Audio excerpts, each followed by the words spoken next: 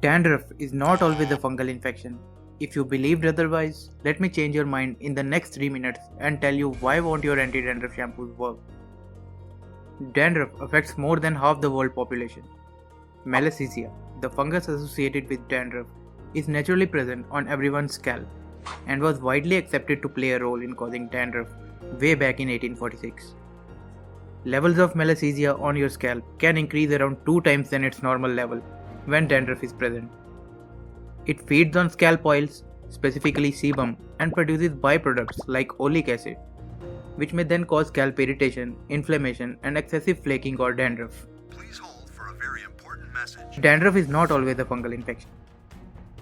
There are 7 species of Malassezia and not one of them fulfill these basic 4 rules, which any organism must in order to be called a cause for a disease.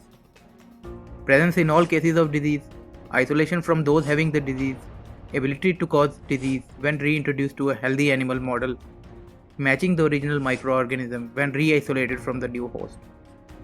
So is fungus not always increased in dandruff? Yes, that's right. Although most people with dandruff have increased fungus on the scalp, which is supported by many studies, this is not always the case, and some people have a disturbed skin barrier, which might make them more prone to Malassezia metabolites, without any actual increase in fungus. So fungus is more like a contributor and a partner in crime to some additional factors like skin barrier dysfunction, like I already told you, excessive production of oils in the scalp which may become a food for the fungus, cold weather and low humidity which can dry out your scalp, making it more prone to flaking. That's why dandruff may become more common during winters, or even overwashing using harsh shampoos or product buildup can aggravate dandruff. Do antifungal shampoos always work? Mostly yes, but listen to this.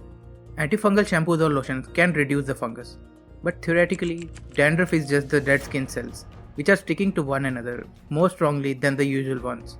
And whether this skin shedding, which normally happens in every one of us, attracts the fungus or the presence of fungus leads to more skin shedding or flaking is unclear.